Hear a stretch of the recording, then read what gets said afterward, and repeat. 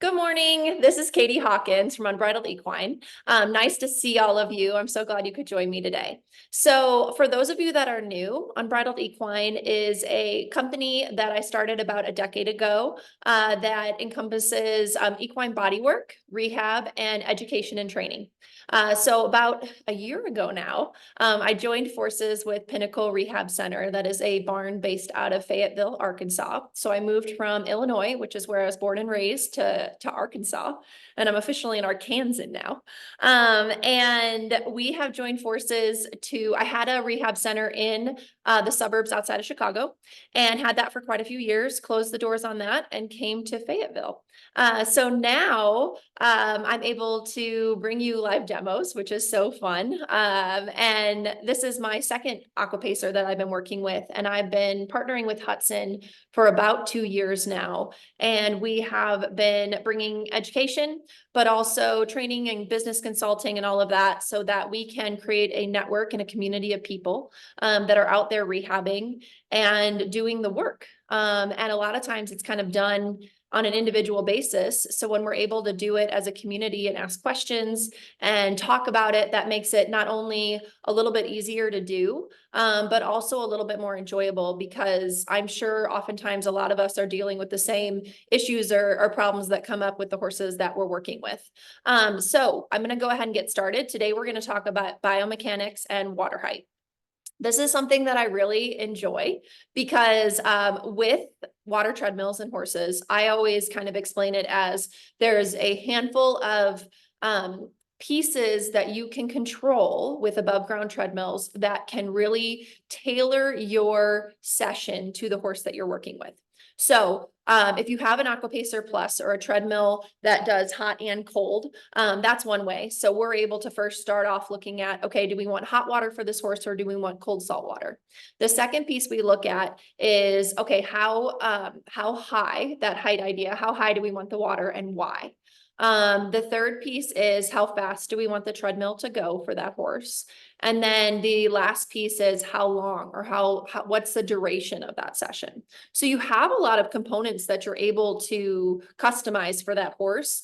And what I love is each of those components can really bring a unique flavor to that session, and you can hone in on what you want. And a lot of times I have people ask me for protocols for certain injuries or for a horse that needs something done.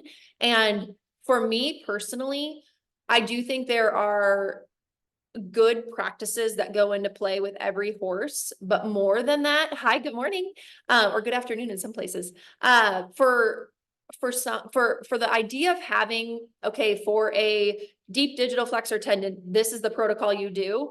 I really try to not go that direction because it varies so much horse to horse. And I want there to be a thought process behind why you're picking the elements you are. So I would rather teach, okay, this is the thought process I want you to go through versus this is the standard for every single horse. I wish it was easier than that, but I have found such success doing this each horse specific and each session specific, because what I have found is a lot of times it's easy to get focused on the injury itself. And then once we start treading them, we actually end up finding other compensation patterns that they have been dealing with.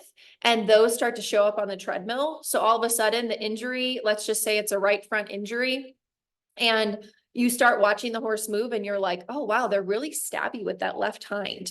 Well, we need to start thinking about the correlation between that right front and left hind and why maybe the left hind is causing the right front, or vice versa. Like, okay, we need to figure out what are the biomechanics here of the horse that we can play with these different components to get it to where we're dealing with those issues. And that's where it's kind of multifaceted. But today with biomechanics, this is something that, I mean, it is a deep topic in and of itself. And I think anyone that has worked with horses for any amount of time understands the basics of biomechanics. But I did want to go into a little bit of, okay, where are we going to look at a horse based on a water treadmill? Where are we going to look to understand biomechanics in the water height of that horse? So I'm gonna share my screen. I'm gonna give literally a slide presentation. So I want most of this to be interactive, but I wanted to kind of give an idea of, okay, this is what we're gonna look for today. So let me get as tech savvy as I can get. All right, let's see. Oh, I gotta allow it to share it, yes. Oh, it wants me to kill it, it's okay. I love this stuff. Nope. Oh, I may not be able to share my screen. It's having an issue. Let's see.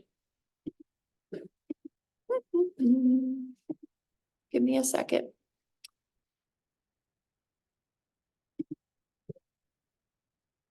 Oh.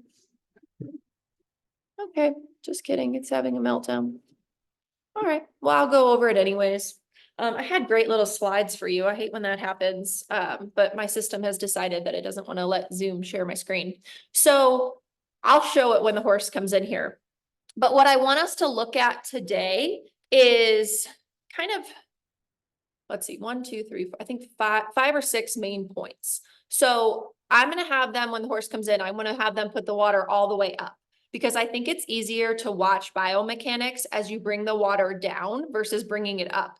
And I would say this is just like how my brain has found it easiest when I train to show the biomechanics. The other thing I often have people do is, if they're struggling to see it on a horse, I tell them to put a dog in their horse water treadmill. It's fine, because you can see the water levels more significantly because there's smaller parts on the dog than the horse. And it's just an easier way sometimes to understand it. So if you're having trouble seeing this with the horse, one thing we can do is slow it down with videos, but also seeing it on a dog can be really, really helpful as well. So we're going to start up kind of where the horse is buoyant, or they're up where their belly will be submerged in the water. And this is where with hot water only, we don't do this with cold. It would put them into shock if we had them floating in the cold salt water, because it is right about 32, 33 degrees, where the warm water is going to be about 95 to 98 degrees. So we're going to start with it really high. And then the first thing we're going to work down to is the stifles. So I like to use, some people use these dots here as height ideas, and they'll put numbers on them. I train where we actually use a point on the horse, or oftentimes a joint on the horse, because I find that the dots can be somewhat subjective, and then you have these spaces in between. So then you're like, oh, we're at dot 3.5, and it starts to get a little bit murky. And on each horse with their height difference, sometimes you're up past the dots. So we're going to start fully submerged, and then we're going to go to the stifle. And after we go to the stifle, we're going to lower it down to the gaskin about halfway. And then we're going to go to the hock. Hock is probably the height that you will see a majority of horses going at. It's the height that has the most research done on it. And I always tell people hock height can kind of give you the most bang for your buck. But if everyone runs every horse at hock height, or if you run every horse fully buoyant, or you always just use one height, you're really not getting the full benefit of your piece of equipment. So then we'll go from hock. I actually switch to the front end. So I go kind of from the hind end to the front end, and then I do the carpus, kind of mid cannon bone, and then fetlock. And then I consider the pastern as just when they're kind of splashing through the water. And so we're going to look at each of those heights. And it gets a little loud when the horse is actually treading between the water and the horse moving and all of that. So you might hear me kind of like hollering over the horse. We're going to look from the side windows that we have. And what I want you to kind of think about is a couple things when you observe. I want you to think about symmetry in the limbs. So as we watch them, I always think left hind, left front, right hind, right front. That's how my brain kind of watches the horse move at the walk. We never trot our horses on the water treadmill. I have found that treading at the trot, the benefits do not outweigh the risks. And research wise, trotting horses and the resistance of the water, it really can be more, in my opinion, detrimental than helpful.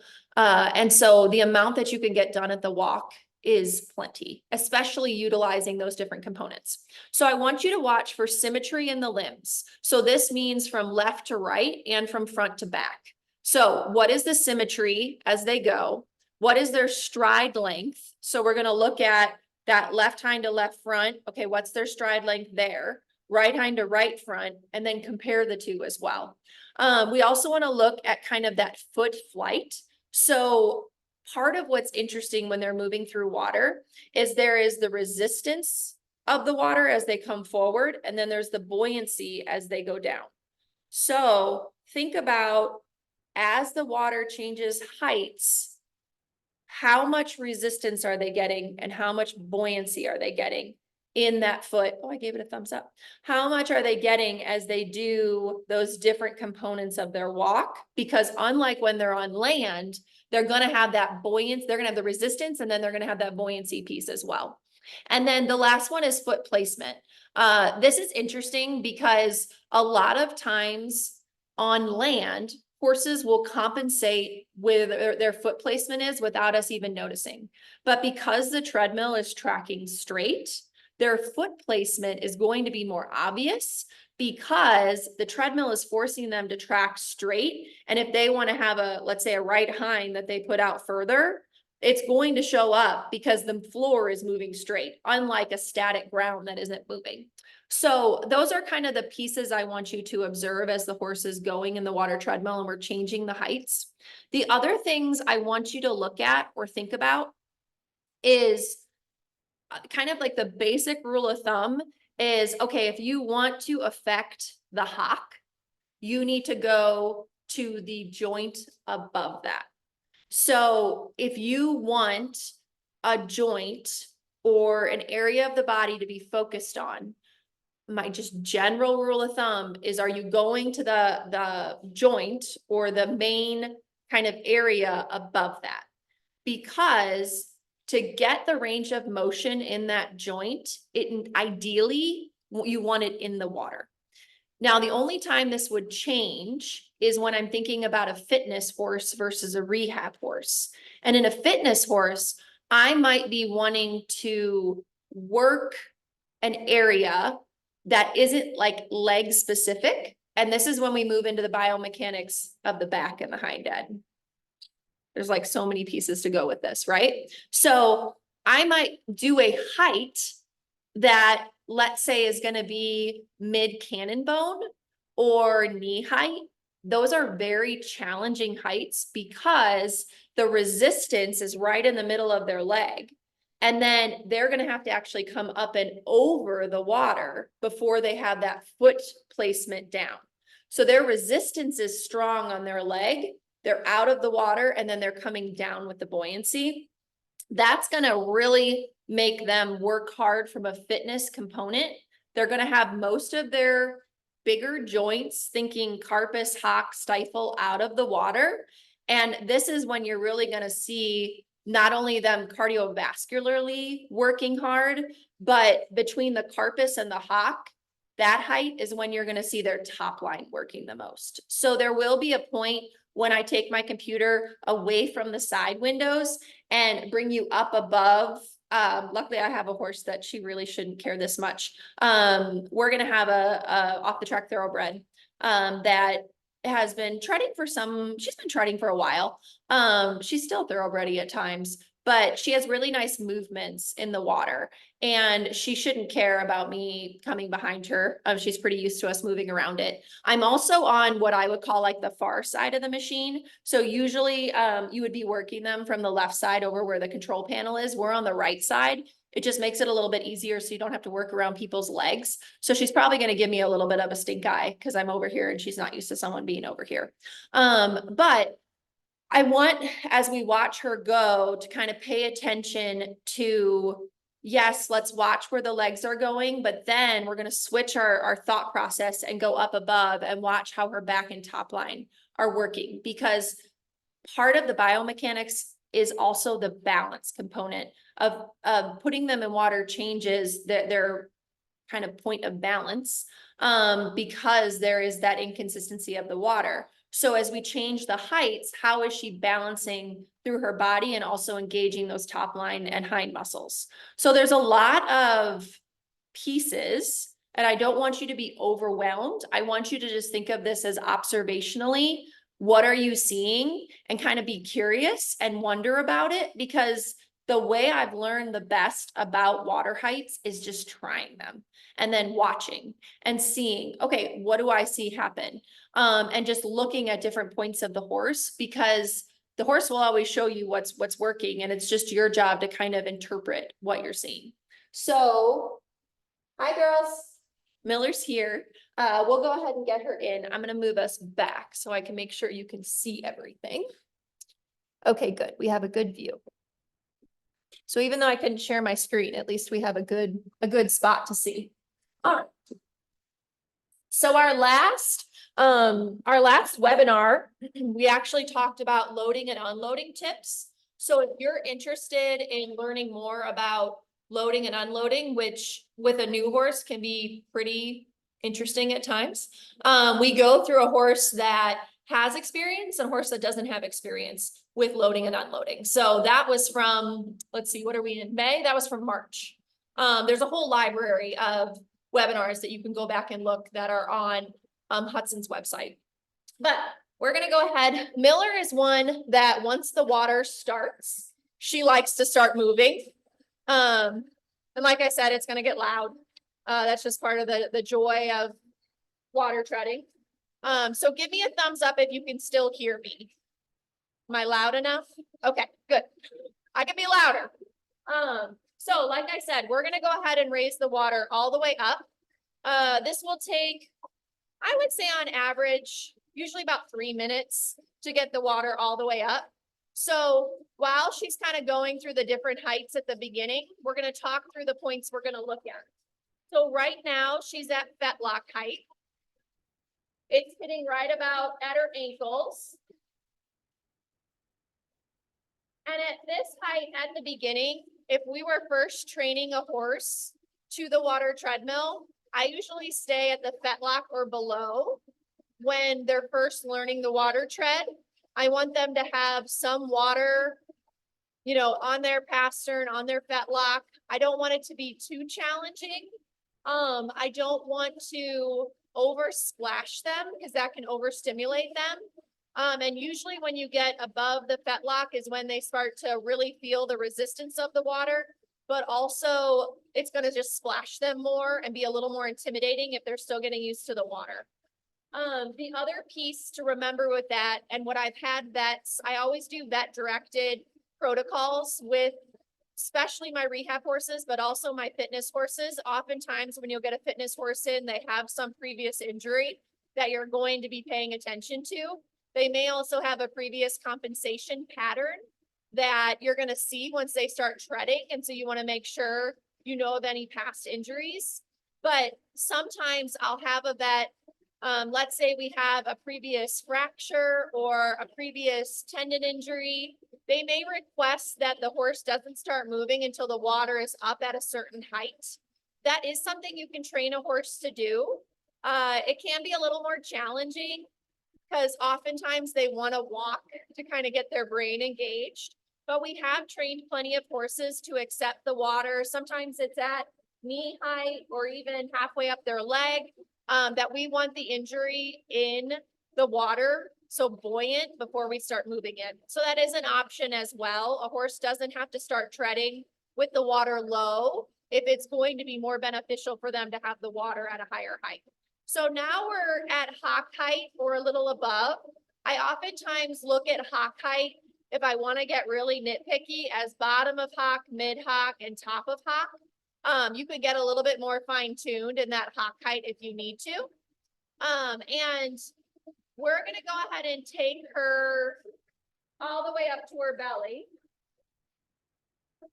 which as you can see, it really isn't that long of a time. We're probably going to be somewhere close to about, I'd say 600 to 700 gallons of water. The hot water tank holds 1,000 gallons. And it really is rare that I don't think I've ever used the whole tank of water. especially with horses displacing water with their body in there. More often than not, when you have a horse all the way up to their belly, you're usually, depending on their height, we have some big warm bloods that we do in here as well. You're going to have somewhere between 600 to 800 gallons in there, and you usually know that by looking at your tank. So she's just getting, I want her stifles all the way in the water, because we're going to look at the back as well. So I'm going to make sure I have my chat up, because you guys can also send me, please ask questions as we go. I love when people have questions as we're learning about things. If you want, you can turn your microphone off and just ask. Otherwise, throw them in the chat and I'll be able to answer them. Woo! Splash zone over here. Oh, I'm too low. She just splashed me. So she's at a good height where she's fully buoyant right now. Her stifles are moving through the water.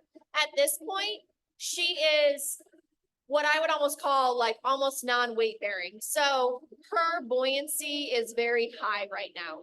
And with Miller, what I find interesting, she has she had an injury and a scar. Is it on her left or right hip? Left hip. Okay, her left hip has a scar, a pretty big scar where she ran into a piece of equipment. And so she has some scar tissue on that left, I would call it like gluteal, mostly her gluteal muscle, that definitely has some atrophy on it. And she raced pretty significantly as a young horse. So she also just has wear and tear from being a racehorse as well. What I noticed first and foremost with Miller, what speed are you at? Good question. What are we at right now? 2.1. So she's at 2.1 miles per hour. When I look at speed, what we're looking for is I want them to be walking with purpose, but not chasing the stride. And what I find more than anything is people will be going too slow and their footfalls are not equal, not because of an issue they have, but because the belt isn't moving fast enough and they almost have to like delay a step. And so they kind of short stride because the tread isn't moving at a natural rhythm for them. And with Miller, we could actually show that. Can you slow her down too?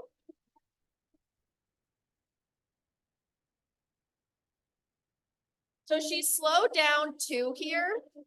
And what you start to see is her front end. Yeah, her front end gets a little sloppy. She's doing a pretty good job adjusting, staying equal left to right, but she gets a little bit sloppy with that front end. Slow down one more, where she almost has to hesitate and hold that a little bit longer. Now speed back up.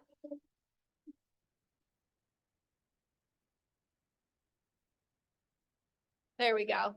So there, her stride length starts to open up a little bit more.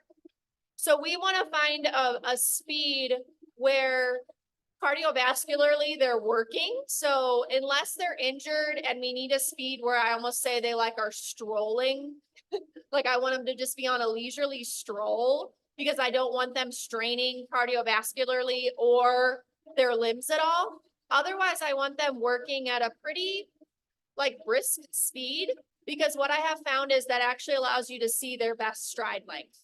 And I would say we have normally horses, now we have all breeds and sizes, but horses working between about 1.7, 1.8 miles per hour to anywhere up to 2.6 miles per hour. We have some warm bloods that just have a massive stride and they're not going fast. Their stride length is just really big. So figuring out speed is very, very important, because that's going to help you really gauge what their appropriate stride length is. So at this point, what I notice with Miller as she's buoyant in the water is that she does have some weakness, in my opinion, in her hind end. She's a little, I would say, stabbier, but equal. Let me explain stabby. So in my opinion, with her hind legs, she she stabs them down a little bit. And so what I find with her is she just has overall weakness in her hind end. Some of that stemming from that injury in her left gluteal, but also some of that just stemming from thoroughbreds can be difficult to build up their hind end. And she is not in a regular riding program. And so she just kind of gets work sporadically, mostly on the ground. And she's kind of a rescue case. And so oftentimes most of her workouts are done on the water tread to keep her fit. And then the other thing I noticed with her front end, if we look at symmetry, so if we start with that left hind, left front to right hind, right front, I feel like she's pretty symmetrical. It's fun to watch it on the screen versus watching her. I feel like she's pretty symmetrical from left to right. I wish her stride length, I wish she was able to reach out a little bit more under herself with her hind end. But some of this is just her and where she's at in life and fitness. But I like her range of motion overall as far as symmetry and consistency. And her footfalls, the main thing I'm listening for with kind of that stabby footfall is you can hear it with her hind end. I'll be quiet for a second.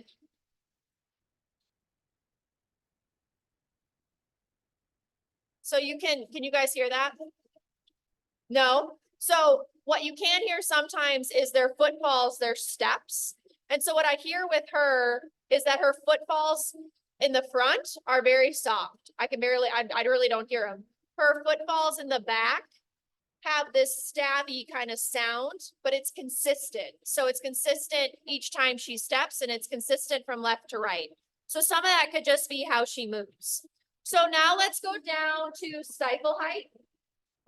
So now she's going to go from being buoyant, she's so splashy. We need a poncho over here. So the water's high. So a lot of that is just as she moves from side to side, some of it just splashes out over the side because the water is high. We do have some horses that love to splash in the water as well. Those are always a blast to work with because once they learn to splash, they usually are splashers and they love to just get you soaked. So now we're going to move down to stifle height. So I'm going to move you back a little bit because I want you to see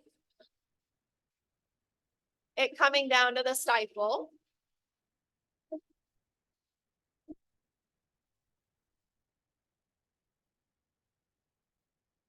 Good, and let me make sure. Yeah. All right, we can stop there. Stop it. Okay, so we're right at stifle height. So at this point, she is still pretty buoyant as far as her body weight in the machine. She's got most of her joints, other than joints, that aren't going to be in the water. And she is moving, I would say, pretty consistently with how she moved when the water was all the way up. So not much has changed with her at stifle height. So if I were to want to work her where she was pretty buoyant and because I'm not working with an injury, a stifle height would be good for her. I'm going to take you guys up so you can also see. I'm going to stand up here. This is going to get really fun.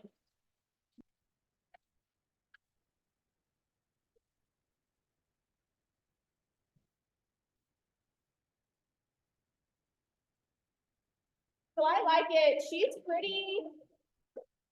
She's moving pretty consistently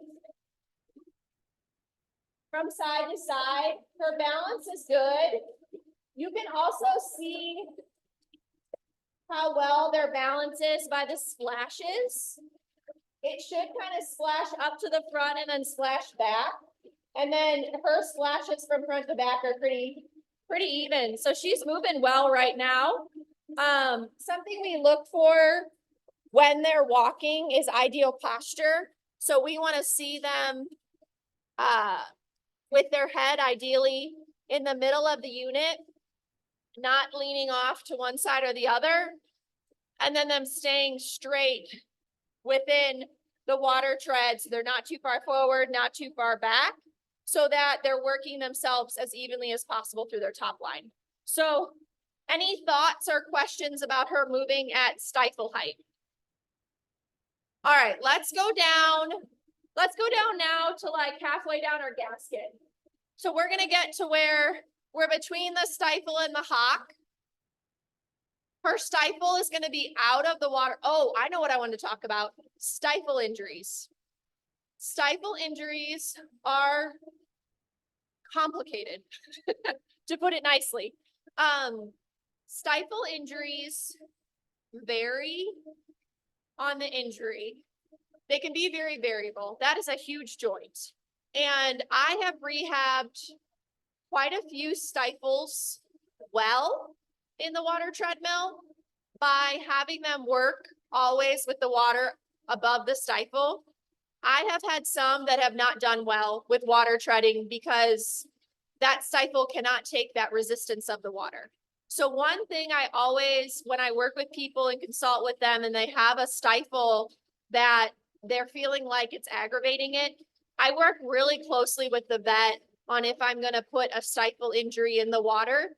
There was just a really good article that came out that I can email to all of you, a research article talking about protocols for stifles in water treads. And I thought it was so well done because they go through the protocol of how to rehab a stifle, which it could just be a very challenging joint to work with in a water tread. And I always caution people in how much they do with a stifle issue or injury, even with a fitness horse that has overcome a stifle issue and they're going to do their fitness on the water tread. You have to be very careful with those.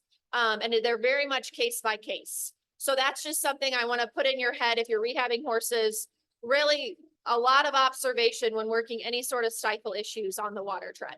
Not that it's not doable, it just takes some extra love and care. Okay, so now she is, can you go a little bit lower?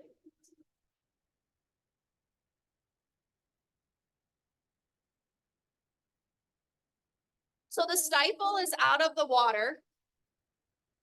It is working over the water.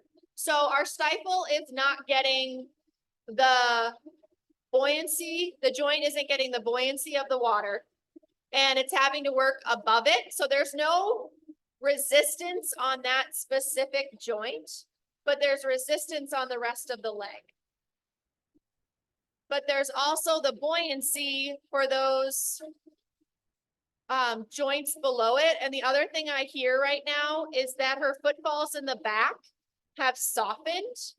So that could be one of two things. It could mean that she's feeling more of the buoyancy of the water on those lower joints. It could also mean that her joints have warmed up now and her body has warmed up now and she's moving at a more fluid rate. So we can't always say why something is happening, but we oftentimes can see the difference as they work. The other thing to notice when you get to this height, some horses, just how their stride is, can be very high with their front or hind legs. So just because it's at a certain height doesn't mean that the joint's always going to stay in. So with halfway down the gaskin, her hock is mostly still in the water. It may pop out a little bit when the leg comes up, but for the most part, that joint is in the water. So our hock is getting really great range of motion at this height. Let's go ahead down to hock height. So this is the height that I talked about that a lot of horses get worked at. It's also, when you're looking at research articles, a lot of times they will be working horses at hock height. Like I said, you can get a little bit more detailed where your top, middle, or bottom of hock. We can go to the middle of the hock. But I want to show a little bit too above her what the hock looks like as far as working that top line. And I want you to pay attention again to that symmetry and stride length as we start to make things a little harder on her. So we're getting to where the resistance on her front legs is now about halfway down the top of her leg above her knee. That's not super challenging, but on her back legs, since we're at the hock, that gets the resistance is felt more at that height. So I would say right now, her hocks are coming up over the water. Yep. They're pretty clearly above the water when she brings her legs up. Her footfalls have gotten a little bit heavy again in the hind end. So that would tell me that at that gaskin height, she actually was a little bit more buoyant in her back footfalls. And now that she's at hock height, it's more challenging for her hind end. Let's look at her top line as well. All right.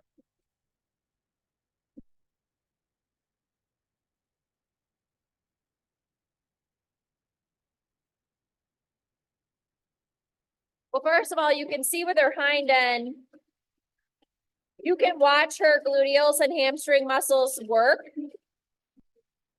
She's really having to use her hind end to push through the water. And then along her back muscles, the longissimus, latissimus, dorsi. She definitely wants to lean to the left to go see Brittany. There she goes. But I like the evenness from left to right that she's working through her top line. All right, let's go down now. Let me get you set back up. Let's go to her knee now.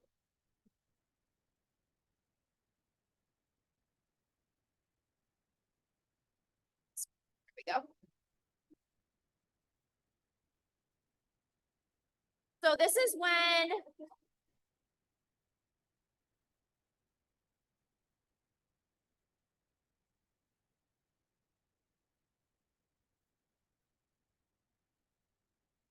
okay, so this is when we start looking at the front end as far as height goes. This is a challenging height. So if I want to work on a horse's fitness and really have them work hard during a session, I'll generally fluctuate between knee and hock height to have them push through that resistance with their legs while still having buoyancy through their tendons and ligaments below that.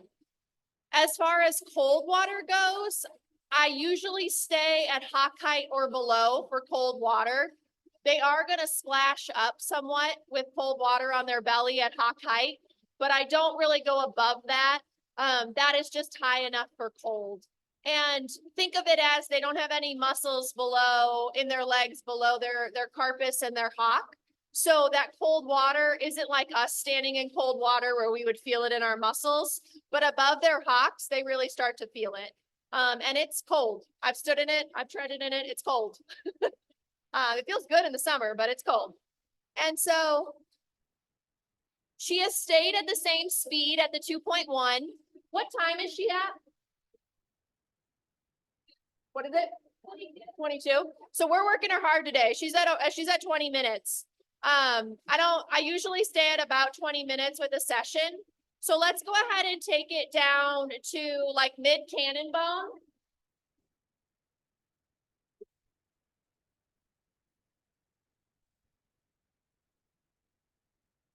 So there's going to be a point as we go down that she switches from it being hard to it getting a bit easier. And usually that's between mid cannon bone and about fetlock, that you're going to see it change from her going through the water to her coming up and over the water.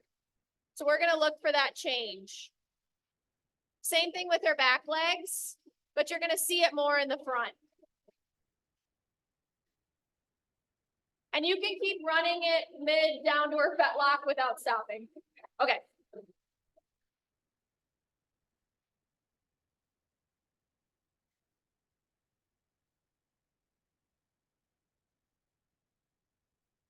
So her hind legs are just about where she's stepping out of the water. Could you move her back a hair? Perfect.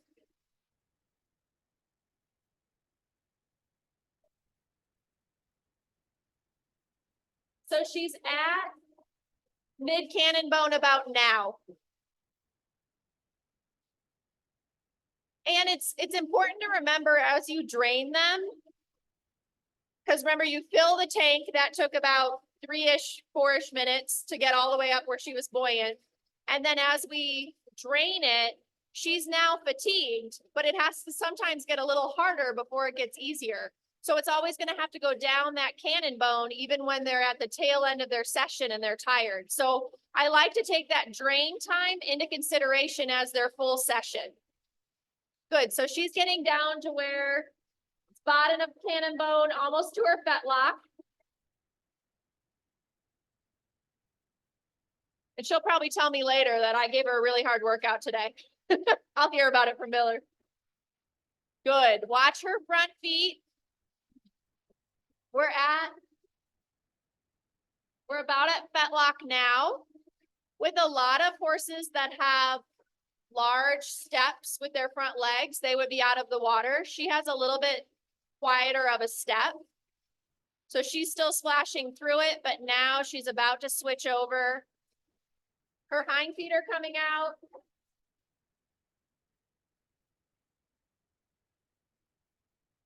Now it's getting easier for her as we hit about bottom of fetlock. She's like, okay, getting tired.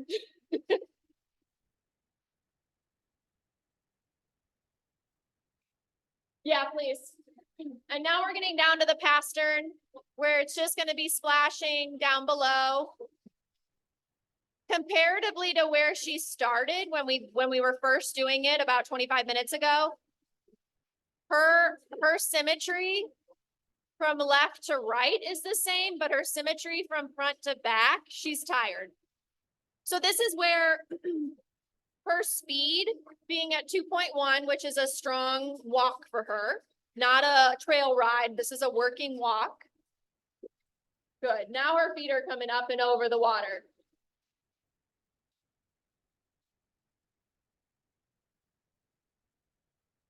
Good girl. So the water's to the point where it's drained out of the bottom. She's just walking on the tread. There she goes. And we'll go ahead and watch her come off just because we went over this last time. So I always have our support person. We do a 2-person system. Our support person, open the door. My primary person steps down. Oh, and she walked off perfectly. What a good girl. And then we give big pats and let her know how awesome she was. Thanks, Miller. Thanks for working hard today, sweets. Good girl. Thanks, Brittany. Thanks, Kayla. Okay. So I'll try not to sit in between the two. There we go. So all the heights. What I find most interesting is when you get to compare different horses and how they look as they move through the water. Because like I briefly said, with some horses, when you get down to mid cannon to top of fetlock, like they're up and over, like they are like high stepping up and over the water. So this is where it goes into where your height cannot be a protocol with every horse, but looking at, okay, how does this horse step? What is their stride length? Your dressage horses are going to have a lot more, or even like, let's just take like Friesians and Andalusians and your horses that have been taught to have kind of a more exaggerated movement, like a dressage horse. They just naturally are going to step higher than a quarter horse that is maybe a ranch horse. And they're going to usually have a little bit of a lower step. So let's say those horses had the same injury.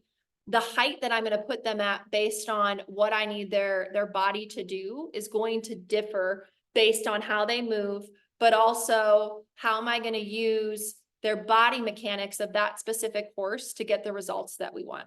So I always start working with a horse with what is our goal? What do we want to accomplish?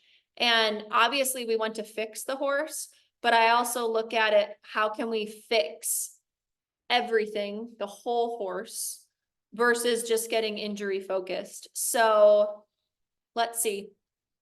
If I have maybe a kissing spine surgery that we're rehabbing in the water tread because that horse got the surgery, they've done the recovery process. We're starting to get them back to where they're engaging their top line. They're learning kind of the mental component that they're not in pain anymore through their top line. They're working in a very supported environment with the water. And we're having them work and engage their hind end. And then while they're working, we notice like, wow, they really are short striding with their right front foot. Is this how, asking, is this how this horse has always moved? Has there been an issue with the right front foot? Oh, we learned, okay, they were really locked up in their right shoulder. And the tracking to the right when they were, let's just say, cantering was when we would get the most reaction from their spine. Okay, so there's could be a mental component to where they remember if they strided out too far with that right front that it hurt, or they have learned over time, and this could be years in the making, that they're going to just track shorter with that right front because that's how they don't hurt as much. And we have to kind of re-educate the body to not be short strided on that right front by them learning to increase their joint range of motion. And that will kind of prehab them from getting an injury in that right front leg. Because then they're going to maybe step wrong and do something under their tendon. So a lot of times by working with the biomechanics of the horse, we can ideally avoid an injury that could happen down the road.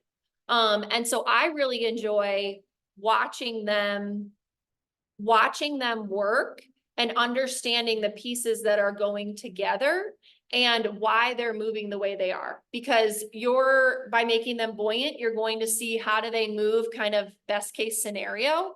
And then as you change it, okay, how does their stride change? And what do I see happening? And then figuring out the why behind it. And sometimes that's investigating with the owner or the trainer or whoever rides them. Sometimes it's asking the vet to kind of put together the different injuries they've had. And so a lot of times it's when you get to play detective, and that's where the biomechanics will give you the information and it's your job to kind of put it together. But I think having specific spots of, okay, here are kind of these points on the body that you can go to gain the information, for me are really helpful, because then I have kind of a consistent base of, okay, I'm going to put this horse at stifle, and then I want to see them at hock, and I want to see them at fetlock. And what do I see when I work them at those different heights at the beginning, in the middle, over time? Because then you're not quantifying it, but you're trying to get qualitative information consistently by keeping those pieces the same. And so that's how it helps me to gain information versus just working them at the same height every time, or working them and not really thinking of the why behind why you're putting it at that height. And at the beginning, sometimes it's just observing them at all the different heights, unless there's a reason that they need to be at a certain height because of an injury or because of a surgery. And then you're going to start off by working them at that height, and then eventually get clearance to kind of change that height up as they get healthier, so you can understand the biomechanics of their body. So I will stop talking.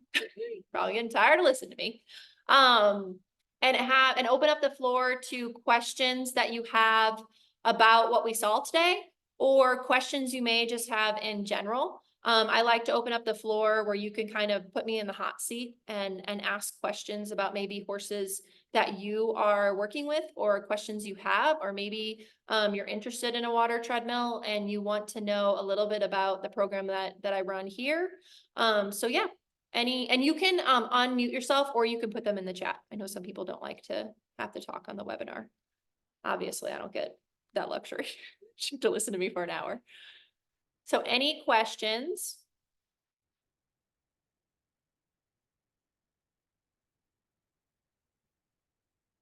Don't be shy. I'm just unmuting to get it started. So, Yes. how you Sam, doing, Katie? I'm wonderful. How are you?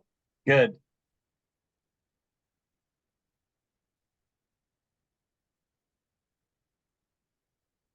And one thing you can do with biomechanics that I have done before with horses that I have in my program, if I'm struggling to see something, I will video them and then slow it down. And usually if you put it to about half speed, you can start to see, it just slows down how fast their step is without changing kind of how the step looks. And that can be really helpful to see the biomechanics, especially of the lower leg. And sometimes it's just because the water's in the way. Okay, so Tyler has a question. What is the ideal height for a tendon tear, high suspensory tear, and recovery from a sesamoid injury or sesamoid surgery? I've been working with 3 different rehab horses. Okay, so these are 3 very different injuries. So for a tendon tear, the first things that come to my mind are like how old is the tear? Has regenerative medicine been put in? Have we done like a Renovo or stem cells? Has it been shockwaved? So where is the injury at in its kind of injury life cycle? Because I will tread them differently based on when they've had the injury. If it's a pretty new injury that it's still in that acute phase, I don't like water treading it. I like for them to have enough time. When you think of, a tendon tear, it's going to, depending on the level of the tear, it needs a little bit of time for those fibers to reattach. And in talking to vets and working with vets, if done too soon, it just really plagues giving the body time to focus on the healing before you put that strain on it. So what I compare it to is like, okay, we do an ultrasound, we know there's a tear in the suspensory. Okay, we're gonna put Renovo in it. We're gonna put something regenerative in it. We're gonna give it a little bit of time to just sit. Maybe we're hand walking the horse so that they still have movement going on.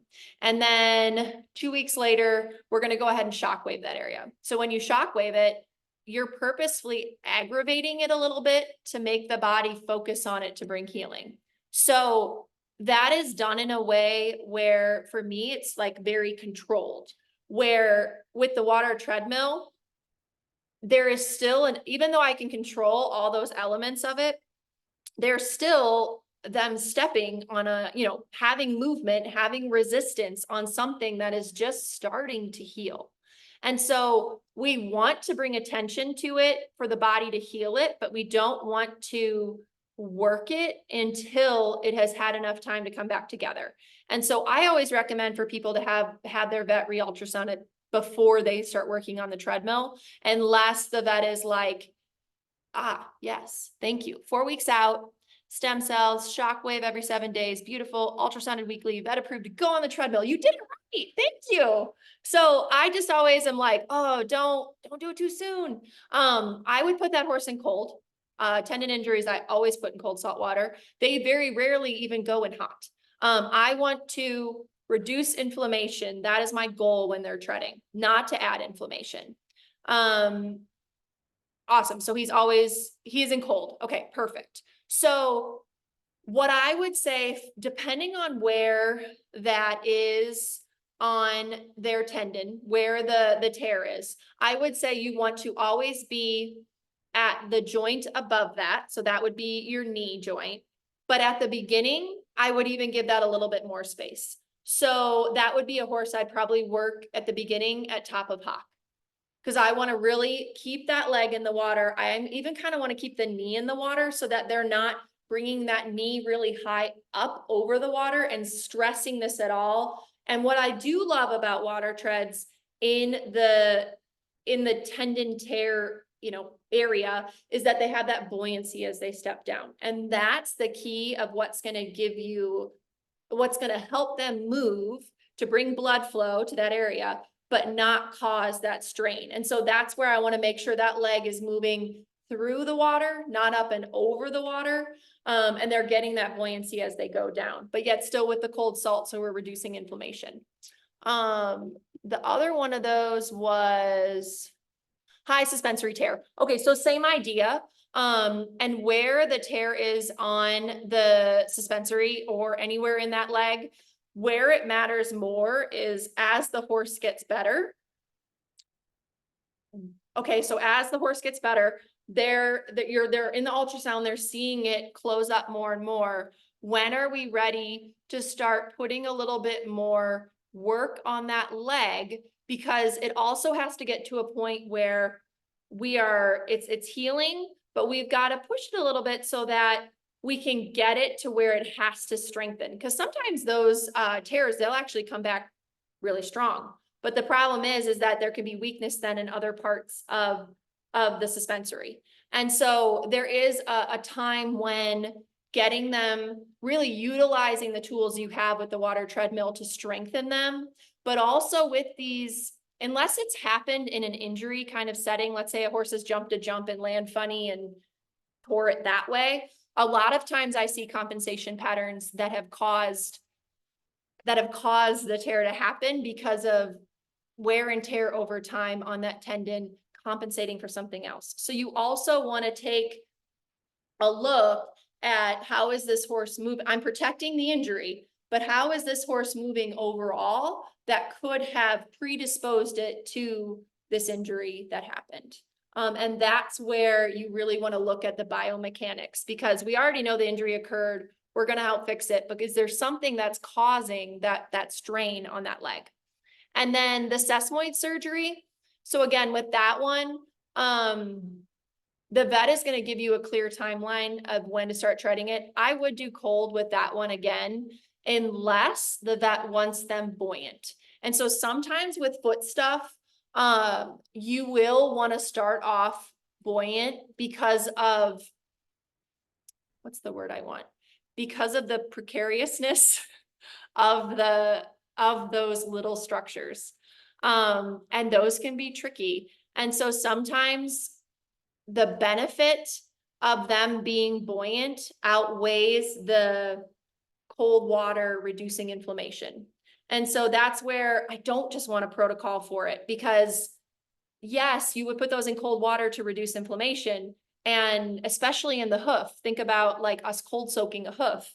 But if our goal is to keep that area as weight reducing as possible, it may be that the ideal thing is to put them up to where they're buoyant. So they're really just getting that soft compression on their foot.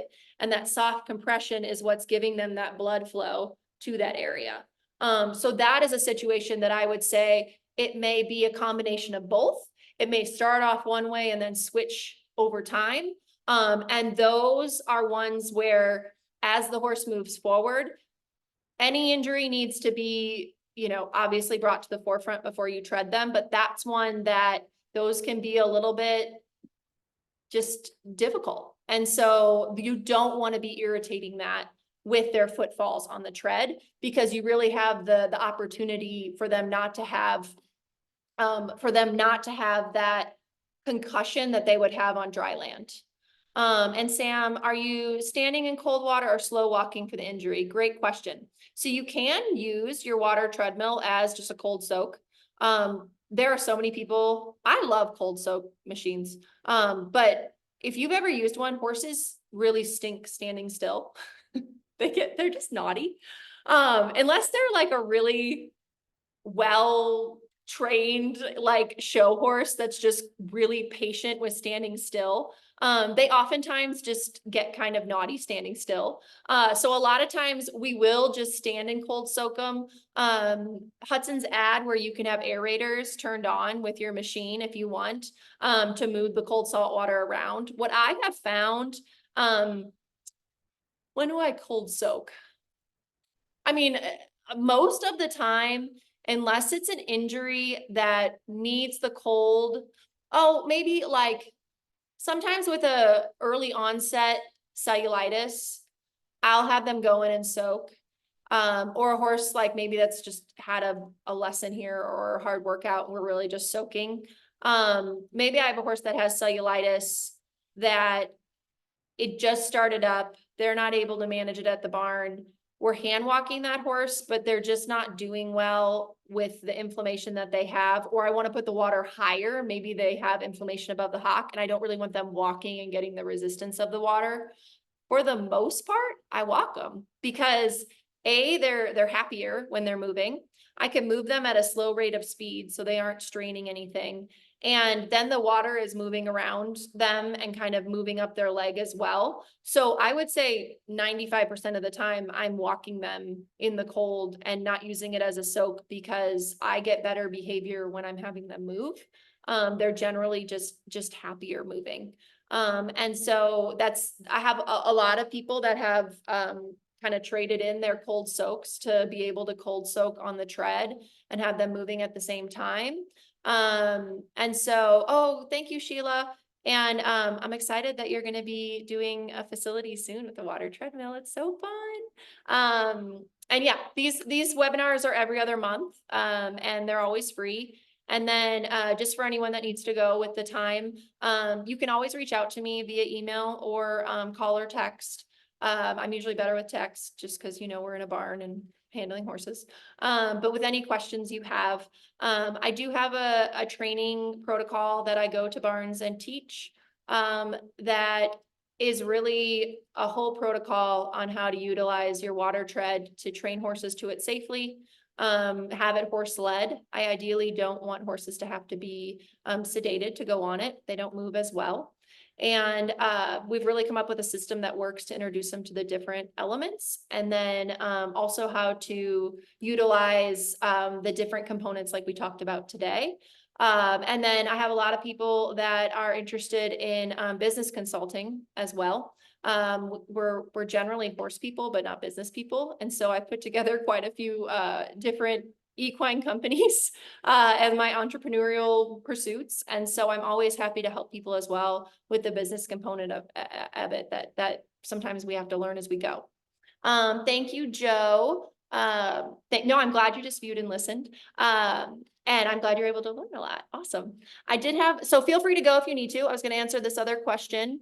So the sesamoid horse would probably benefit from filling before starting the tread. We haven't started yet. The vet will check suspensory branches perfect in 3 weeks before he will give the okay. Yes. So I think this might be one where, and talk to the vet, but bring up the idea of, I know we want to use cold to reduce inflammation in this sesamoid issue, but what are your thoughts on raising up the water, making them buoyant, and really keeping the concussion on that injury as minimal as possible at the beginning, and then eventually moving to where they are going to be working a bit harder when that area isn't so, we're not worried about it as much, and the cold will help reduce the inflammation, or should we do a combination of both? And I think that that's really going to appreciate your thought process in that. Oh, hey, hi, I'm so glad. I actually been meaning, Wayne, to reach out to you with 888. That is a facility that I did a training with in Hayes, Kansas. Really cool facility called 888 Equine Center. Yes, I know you guys had some new staffing changes, so thank you for coming today, Wayne. But yeah, I'll be here for a couple more minutes. If anyone has any questions, other than that, thank you for joining me today. Our next one will be July. Usually it's about the third Thursday of the month, but we'll send an email out with the information. But I'm always available to answer questions and help out. Thanks for coming to the podcast. It's not a podcast today. I got one of those later on. But to the webinar today. I really appreciate when you guys ask questions and join. So thank you so much. And I'll see you hopefully in July. Take care.